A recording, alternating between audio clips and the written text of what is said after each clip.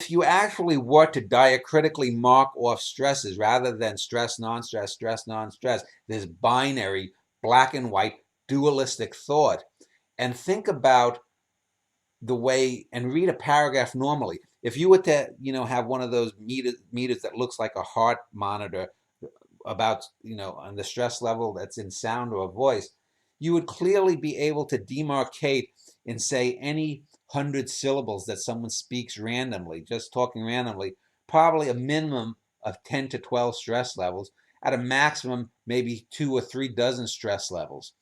If someone's especially agitated, yeah, even so. So music doesn't come from this binary idea of stress, non-stress, stress, stress, non-stress, stress, stress, non-stress.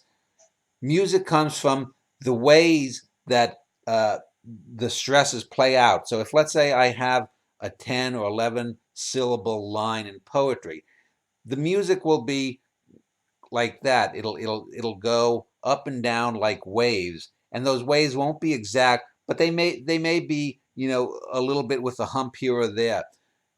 But that doesn't in and of itself make good music. If you have 8 lines, say, that have nice gently rolling waves, that might make for good music if you're talking about a love poem or a poem about looking at a baby in a crib.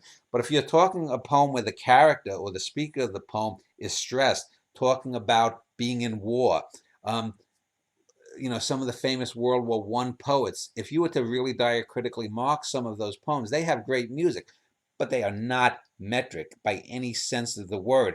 What you might have is someone with very jagged lines where the stress levels go up and down, or you get a lot of rat-a-tat-tat, g-g-g-g, these hard sounds that come naturally or seemingly naturally in a lot of these poems that are talking about stressful moments. I know when I write, whether it's poems or prose, that comes naturally to me. Some people have to affect it in the best sense of the word to get it into their work. But that's what music is. The music is appropriate to the emotional resonance of the poem. It's not in this binary, dualistic, yes, no, white, black, white, black, white, black kind of thinking. It just doesn't work like that. People don't normally talk like that. They did not talk like that in the times of the Greeks or the Romans. They did not talk like that in the time of Shakespeare, and they don't talk like that now, and they will never talk like that.